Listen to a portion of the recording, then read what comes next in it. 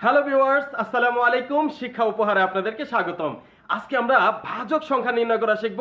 খুব দ্রুত সময়ের মধ্যে কিভাবে ভাজক সংখ্যা নির্ণয় করতে হয়। দেখেন, এই ক্লাসটা যদি আজকে মনোযোগের সাথে দেখেন, ভাজক সংখ্যা কিভাবে নির্ণয় করতে হয় আপনার আর কোনোদিন ভুল হবে না ইনশাআল্লাহ। দেখেন, 1008 এর কতগুলো ভাজক সংখ্যা রয়েছে। আপনি কি করবেন, যদি ভাজক সংখ্যা নির্ণয় করতে বলে এখানে যে সংখ্যাটা দেওয়া থাকবে সুন্দর করে লসাগু করে দিবেন। তাহলে আছে কত? 1008। আমি যদি এই 1008 কে লসাগু করে নেই, দেখেন সর্বপ্রথম আমি 2 দ্বারা দিচ্ছি, তাহলে 100 এর অর্ধেক কত? 50, আর 8 এর অর্ধেক হচ্ছে 4। তার মানে 2 দ্বারা যদি আমি 1008 কে দেই তাহলে হবে 504। আবার এটাকে যদি 2 দ্বারা দেই তাহলে হবে কত? 50 এর অর্ধেক 25, তাহলে 4 এর অর্ধেক কত? 2। এখন আবার দিচ্ছি, দেখেন এটাকে আবার 2 দ্বারা দিচ্ছি, তাহলে 2 এর অর্ধেক 1, আর 52 এর অর্ধেক কত? 26। এখন আবার যেটা করব, দেখেন এটাকে 2 দ্বারা দিচ্ছি, তাহলে 6 দুগুণে 12, 3 দুগুণে 6।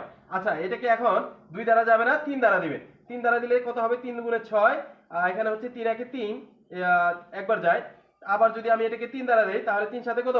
21। এখন আপনার যে কাজটি করতে হবে, দেখেন একটু মনোযোগ দিবেন, আপনার অঙ্ক মোটামুটি ক্লিয়ার হয়ে যাবে। দেখেন, 2 আছে কয়বার? একবার, দুইবার, তিনবার, চারবার। 4 বার আছে 2, 2 আছে 4 বার। আপনি 4 এর সাথে জাস্ট 1 যোগ করে দিবেন, হয়ে যাবে কত?